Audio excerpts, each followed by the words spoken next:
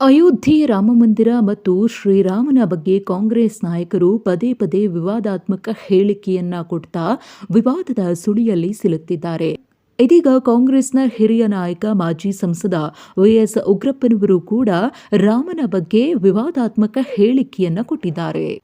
ರಾಮ ದೇವರಲ್ಲ ಎಂದಿರುವ ವೈಎಸ್ ಉಗ್ರಪ್ಪನವರು ಆತ ಮನುಷ್ಯ, ಆತ ರಾಜಕುಮಾರ ಎಂದಿದ್ದಾರೆ. ತನ್ನ ಆದರ್ಶಗಳ ಮೂಲಕ ರಾಮ ದೈವತ್ವವನ್ನ ಪಡೆದ ಅಂತ ಉಗ್ರಪ್ಪ ಹೇಳಿಕೆಯನ್ನ ನೀಡಿದ್ದಾರೆ.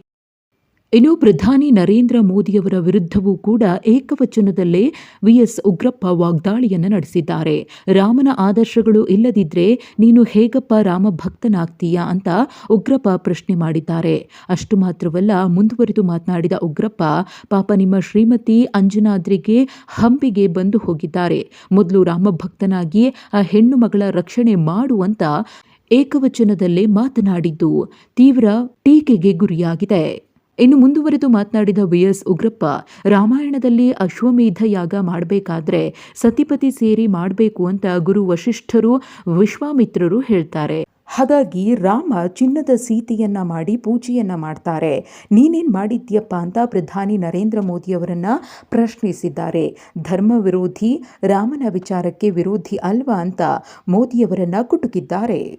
ಇನ್ನು ಕಳೆದ ಬಾರಿಯ ಲೋಕಸಭೆ ಚುನಾವಣೆಯಲ್ಲಿ ಪುಲ್ವಾಮಾ ಹೆಸರಿನಲ್ಲಿ ಚುನಾವಣೆಯನ್ನ ಮಾಡಿದ್ರಿ. ಈ ಬಾರಿ ರಾಮನ ಹೆಸರಿನಲ್ಲೇ ಎಲೆಕ್ಷನ್ಗೆ ಹೋಗ್ತಿದ್ದೀರಿ. ಆದರೆ ರಾಮನ ಹೆಸರು ಹೇಳೋದಕ್ಕೆ ನಿಮಗೆ ಯೋಗ್ಯತೆ ಇಲ್ಲ.